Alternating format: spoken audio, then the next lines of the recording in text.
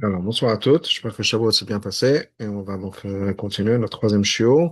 On est toujours dans l'introduction du Shara Bitachon, où il est en train d'énumérer les avantages, pardon, les avantages liés au Bitachon.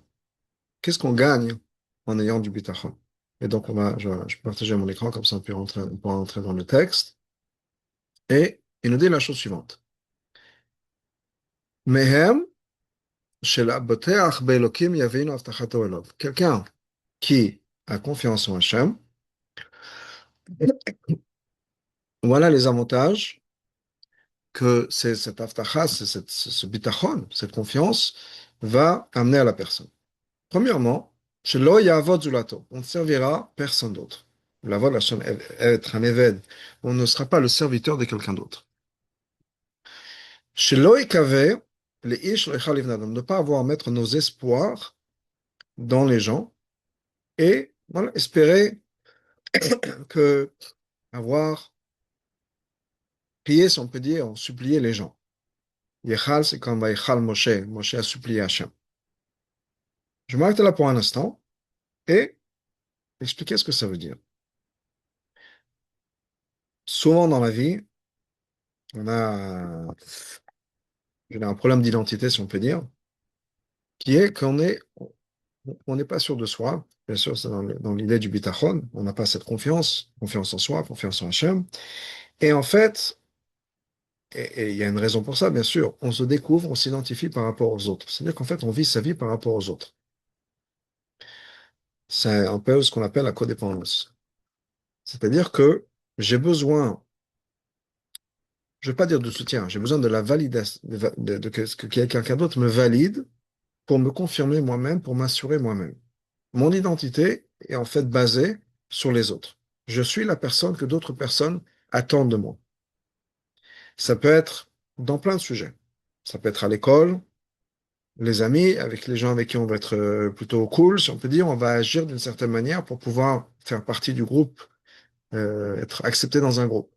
Ça peut être plus tard, par rapport à son mari, par rapport à ses enfants, par rapport à ses voisines, par rapport aux gens dans la communauté. D'une certaine manière, on joue un peu un rôle. Des fois, on en est conscient, des fois, on n'en est pas conscient, mais on joue un peu un rôle qui est mon identité est liée à l'identité de quelqu'un d'autre. Et ça, c'est un problème. Le problème de base, le problème de fond, comme il le dit ici, c'est quoi? C'est qu'on n'a pas cette confiance dans Hachem. Si on a confiance en Hachem, et on sait qu'Hachem ne fait pas d'erreur, qu'Hachem m'a donné ma neshama pour être la personne que je suis. J'ai pas besoin de me trouver, m'inventer ou me trouver une nouvelle identité pour faire plaisir aux autres. Encore une fois, faire plaisir aux autres, ça peut être dans plein de champs. Ça va être, encore une fois, avec le patron, ça peut être les gens qui sont dans un Bet Rabad, il faut lever des fonds, on va devenir copain ou copine avec les gens qui pourraient nous donner du soutien, etc. C'est pas être poli, c'est pas être respectueux, c'est pas s'adapter dans un couple. Ça, il le faut.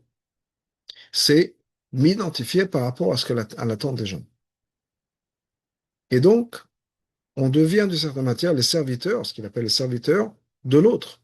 Parce que j'ai pas d'identité.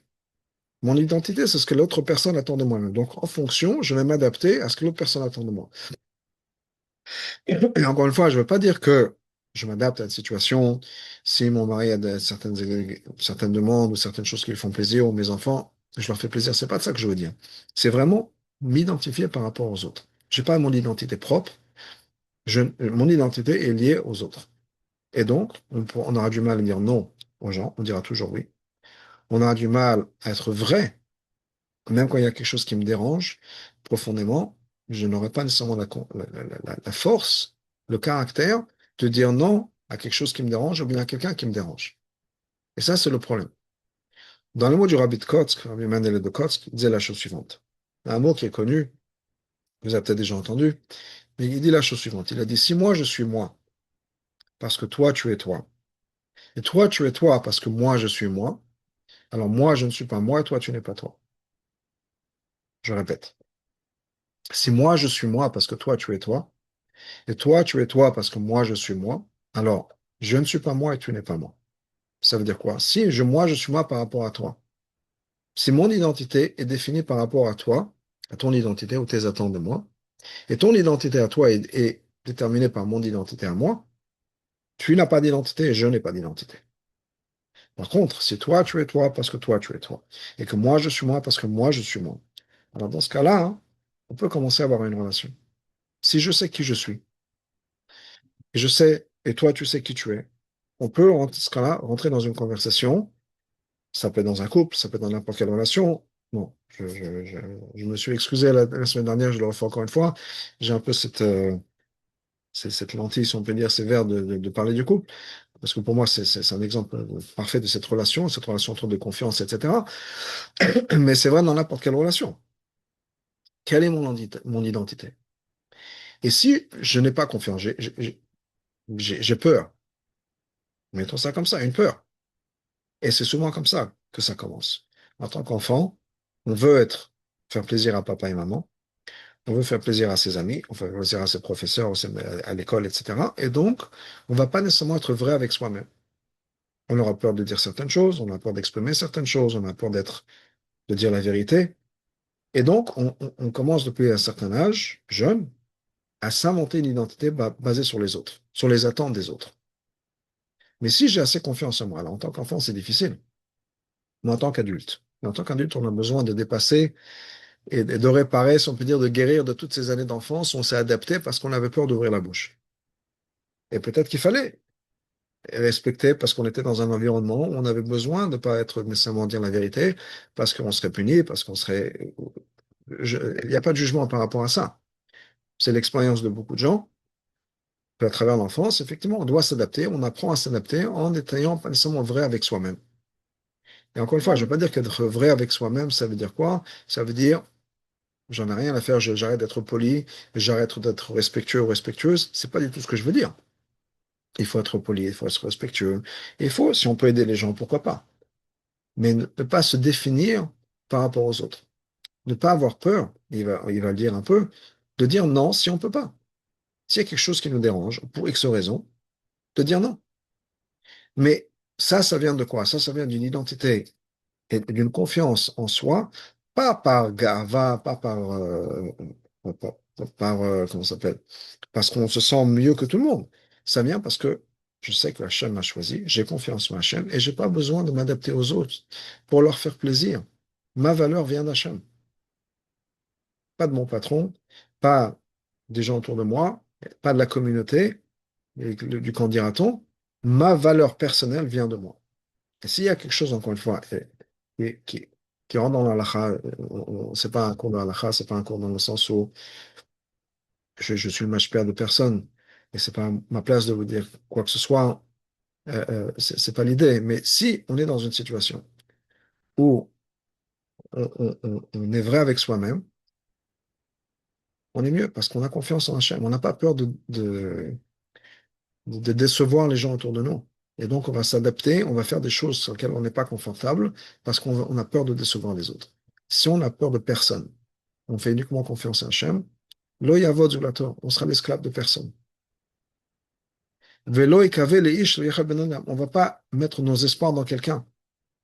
Souvent, je mets en couple dans d'autres considérations.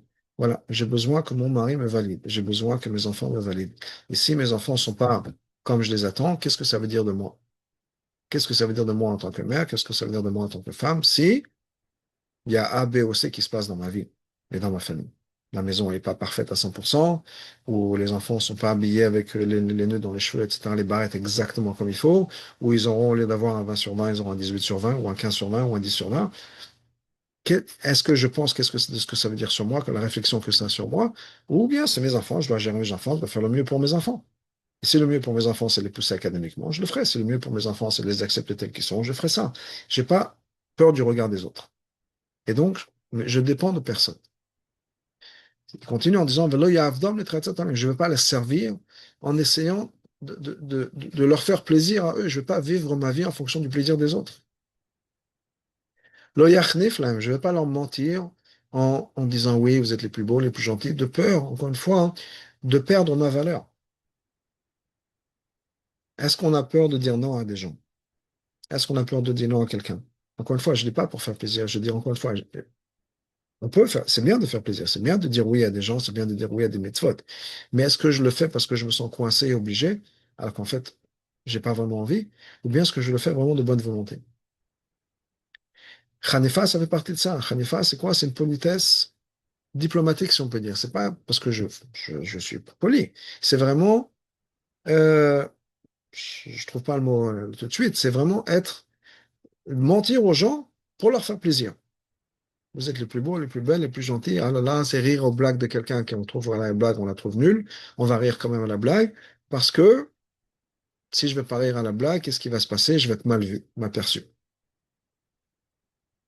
Velo yaskim emaim bebelti avodat elolé. Et je ne veux pas être d'accord avec eux, nécessairement. Bien sûr, à part l'idée d'Avodah Zarah, mais dans le sens où, si c'est Avodat, pardon, Avodat Hashem, je m'excuse, pas Avodat, non, Avodat Elohim, l'Avodat Hashem. À part Avodat Hashem, où effectivement, il faut suivre, etc.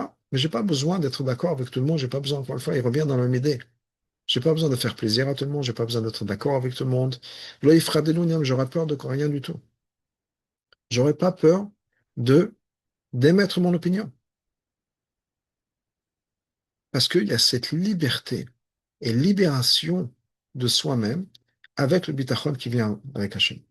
Et quand on a bitachon d'Hachem, encore une fois, on ne se définit pas par rapport aux autres. C'est pas le regard des autres qui va déterminer ma valeur. C'est pas le regard des autres qui va déterminer ce que je dois faire, etc. Donc il faut avoir confiance. Et comme il dit, Avodat Elohim, c'est Avodat Hachem, je m'excuse du lapsus, c'est ça, oui, effectivement, il faut suivre, il faut écouter son rave, écouter son HPA, etc. Ça, c'est autre chose. Il y a des fois, on fait des choses sur lesquelles on n'a pas envie. Mais encore une fois, même dans Avodat Hashem, il ne s'agit pas de le faire par rapport au regard des autres. Alors, des fois, on a besoin de trouver des excuses, si on peut dire, ou pas des excuses, des encouragements pour faire ce qu'il faut. Si ça peut aider de se dire, OK, je vais faire ce qu'il faut parce que qu'est-ce que les gens vont dire, qu'est-ce que les gens vont penser, si ça peut m'aider, très bien, tant que j'en suis conscient. Tant que j'en suis conscient, effectivement, ce qui marche, ça marche. Dans le Tanya, l'Admorazaken nous dit, Amen de Chazal, il dit, L'olam yadam arum beira. Il faut être malin, rusé dans Yirat Hashem. Ça veut dire qu'il faut se trouver des manières de faire attention dans Avodat Hashem. Même si des fois, des choses, on se pousse un peu. Ce qui marche. Un des exemples pour moi, c'est pas directement lié à Avodat Hashem, mais j'ai une fois, j'ai eu un déjeuner avec quelqu'un il y a longtemps. Et après le déjeuner, je lui proposais s'il voulait prendre un café. Il m'a dit non, j'ai arrêté de fumer. Je lui ai dit, mais quel rapport? Je te propose un café, pas une cigarette. Mais là, tu sais, je prends un café, avec le café vient la cigarette, ça va ensemble. J'ai décidé d'arrêter de fumer, donc j'arrête de prendre le café. Pour moi, c'était quelqu'un qui, justement, il était rusé, Arum Birat Hashem. Il s'est dit, OK, voilà c'est mon trigger, voilà ce qui va me déclencher mon envie d'avoir une cigarette, c'est de prendre un café. Donc, j'arrête le café. Donc, des fois, il faut effectivement faire des choses. Il faut se comprendre des choses qui vont me motiver, des choses qui vont me faire trébucher et faire attention. Mais au-delà de ça, hein, à part Avodat Hashem, de pouvoir être soi-même, libéré du regard des autres, libéré du candidaton, libéré du jugement des autres, c'est quelque chose qui est extraordinairement. euh, c'est de l'air frais. C'est vraiment une bouchée d'air frais. C'est vraiment pouvoir respirer, être soi-même et se donner une chance de pouvoir s'exprimer finalement d'une manière positive et s'exprimer soi-même, être soi-même. Et quand on parle de tchouva, le retour, c'est quoi? C'est le retour à soi-même, le retour à sa neshama. C'est ça la vraie tchouva. C'est pas devenir quelqu'un hein, qu'on n'est pas. C'est un retour à soi-même, de ne pas vivre en fonction des autres. D'une certaine manière, tout le Tanya, c'est quoi? C'est un livre qui va nous permettre de revenir à nous-mêmes. Et il le dit au départ, Admor Zaken le dit dans la page de garde du Tanya, qui est que Kikarov Elecha d'avoir tout le Tanya, c'est basé sur un verset. Cette chose-là est proche de toi. Il parle d'Avodat Hashem, il parle de servir Hashem. L'idée étant que quoi? L'idée étant que de découvrir la personne que je suis vraiment. Je suis la personne qui est proche d'Hachem. Ah, mon expérience de la vie n'est pas ça. Eh ben, allons découvrir ce qu'il y a vraiment, quelle est sa vraie identité. Et c'est ce que le Shah Bitachon nous promet ici. Il nous dit, avec le vrai Bitachon, on peut revenir à soi-même, être libéré de toutes ces angoisses liées au regard des autres, liées à la pensée des autres, liées à tout ça.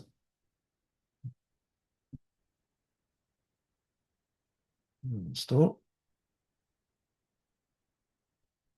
Alors. Je me pose la question, comment on retourne à sa neshama dans son bitachon, sachant qu'en partant du ventre, on a enlevé la majeure partie. Ok, c'est une bonne question. Euh, on va rester, disons, j'ai essayé de me concentrer sur les biens du Shara Bitachon. Donc, comment faire tchouva, c'est retour à ce moment. Faire tchouva, c'est vivre dans l'intérieur. Alors, dans l'intérieur, il y a deux côtés. Il y a l'intérieur de moi-même, mon vrai être, et il y a l'enveloppe de cet être, qui est le corps, et avec le corps vient le nefesh habamit, l'âme animale.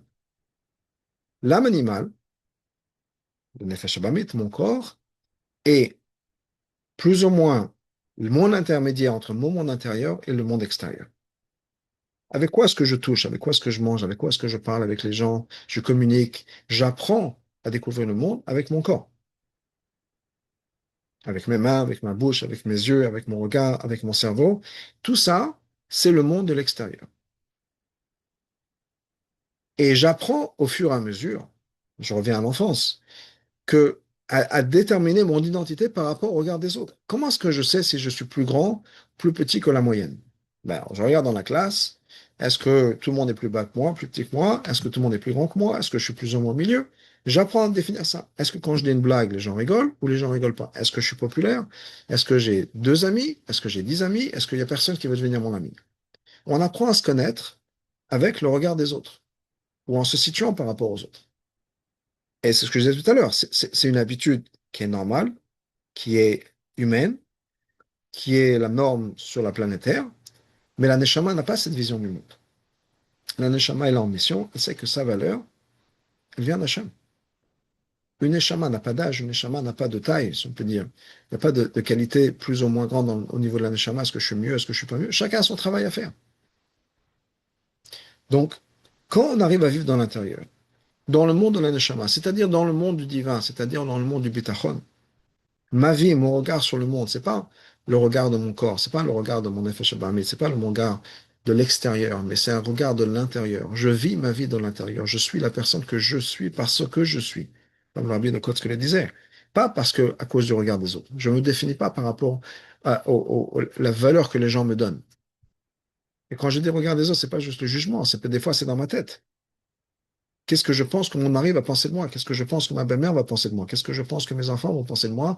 Ou la directrice de l'école. Et donc, j'ai besoin de pas être vrai avec mes enfants, disons, pour pas perdre les faveurs de la directrice de l'école, parce que si je vais me fâcher avec elle, peut-être que mes enfants vont trinquer.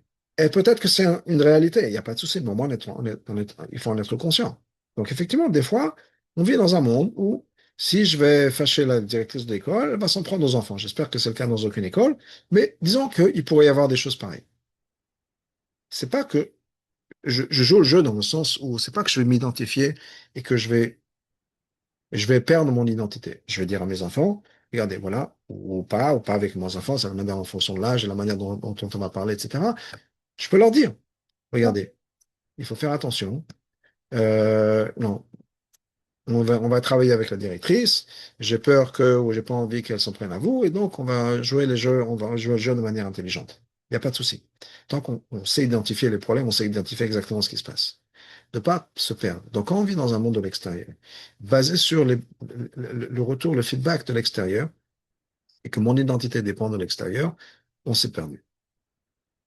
On s'est perdu. Et c'est vrai encore une fois à tous les niveaux. Ça peut être vrai par rapport à ses parents. On vit avec peut-être la déception du fait que, voilà, je suis pas à la hauteur. Mes parents m'ont jamais donné le sentiment que j'étais assez pour eux. Et peut-être que c'est une réalité. Et on doit vivre avec cette douleur. Mon père m'a jamais accepté tel que je suis. Ma mère m'a voulu un garçon. Quelle que soit la situation, ça s'exprime de différentes manières différentes. À l'école, j'étais la déception de l'école, la déception de la famille. Et il voulait un garçon, il voulait une fille. Je suis pas assez tsniout, je suis trop tsniout, je suis pas assez cool. Quelle que soit la manière, je pense que beaucoup de gens ont ça, où on ne s'est pas toujours senti validé par ses parents, par ses élèves, par ses, ou par ses profs, par les amis, quelle que soit la situation. Mais on a besoin de dépasser ça et arriver à un certain âge. L'âge, on est assez conscient pour apprendre le Shara Bitachon, par exemple, quel que soit l'âge de chacun des participants, de chacune des participantes, qui est, je voudrais arriver à me libérer de tout ça. Être la personne que je suis, pas de vivre en fonction par rapport à ce que je ne suis pas, ou ce que les gens ne m'ont pas donné, la validation que je n'ai pas reçue.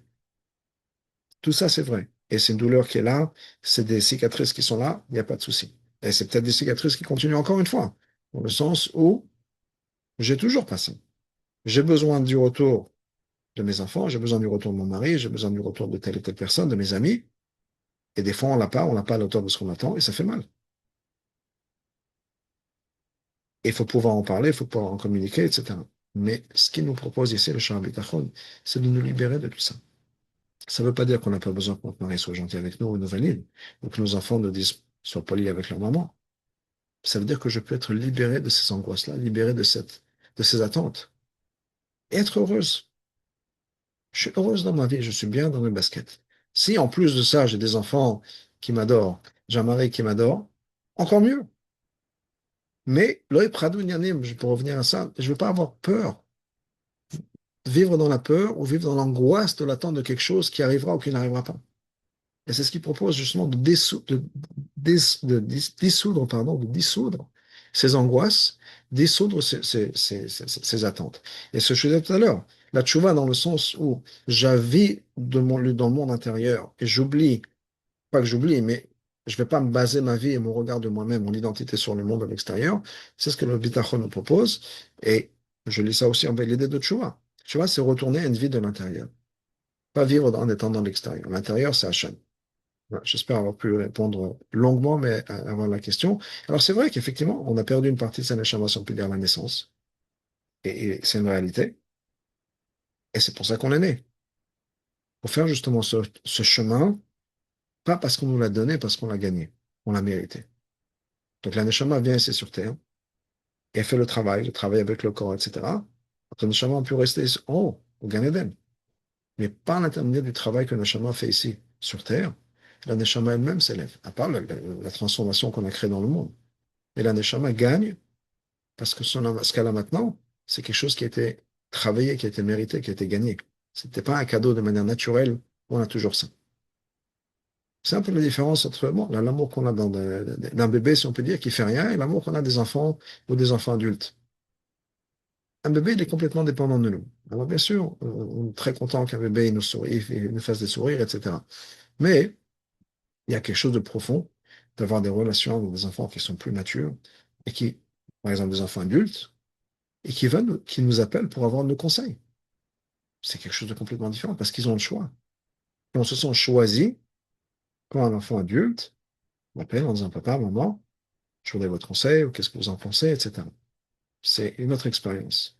Maintenant, encore une fois, on ne peut pas attendre à côté du téléphone, comme les blagues sur les mères juives, si on peut dire, son fils l'appelle, il dit ah, ça fait 3 jours que je ne mange pas, etc. Je voulais pas avoir la bouche pleine au cas où tu allais m'appeler. On peut vivre sa vie, être bien, être comme il faut, etc. Et le moment où le fils ou la fille appelle, on est heureux, on est content.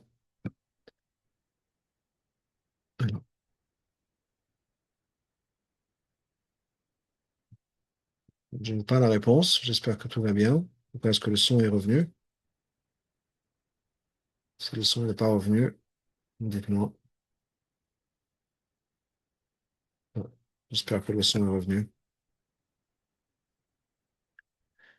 Alors, euh, on va continuer ça. Donc, v'lo yireh on n'a pas peur de faire des vagues, si on peut dire.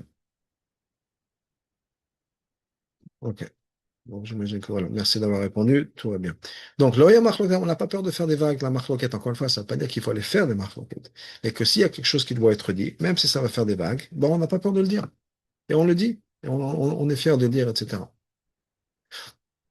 Donc, Yitpachet, Mibigdei Tovatam, Torah Chodatam, Uchvat Haglom. Et on va s'écarter,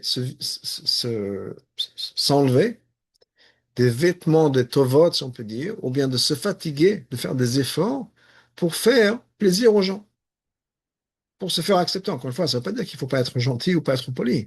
On a invité quelque part, on a mis des fleurs, une bouteille de vin. C'est pas ce que ça veut dire. Mais d'être complètement plongé ou dans ce que moi je dois aux autres. Et je vis ma vie basée sur ce que je dois aux autres. Et si on a besoin de dire quelque chose, on ne va pas avoir peur du kavod de la personne, si c'est un rave, une directrice, une machpia, si on pense qu'on a quelque chose à dire, on va le dire. Poliment, avec respect, etc. Et tout derrière ce qu'il faut. Et on n'a pas peur des conséquences dans le sens où qu'est-ce qu'ils vont penser de moi, qu'est-ce qu'ils vont se dire, etc. Même, même si on va gêner, si on peut dire, embarrasser quelqu'un, ou ben, on n'aura pas honte dans le sens, encore une fois, c'est quelque chose qu'il faut dire. Et ça, c'est tout un tas de halachot, comme si et quand on peut faire honte à des gens, etc. Mais l'idée, c'est encore une fois, c'est tourner autour de ça. Je ne vis pas dans le monde de la honte, je ne vis pas dans le monde du pas assez, je ne vis pas dans un monde où je dois m'identifier par rapport aux autres. Je suis bien dans moi-même, je suis centré, je sais qui je suis, je sais ce que je veux, je sais ce qui est important dans ma vie, et je vis en fonction de ça. Lo yafel ay shekel. Et je ne veux pas essayer de m'embellir en montant. Non, j'ai une vision honnête de moi-même. Je sais ce que je suis, je sais tout ce que je pas suis, et j'ai pas besoin d'avoir honte et essayer de couvrir avec du mensonge mes erreurs.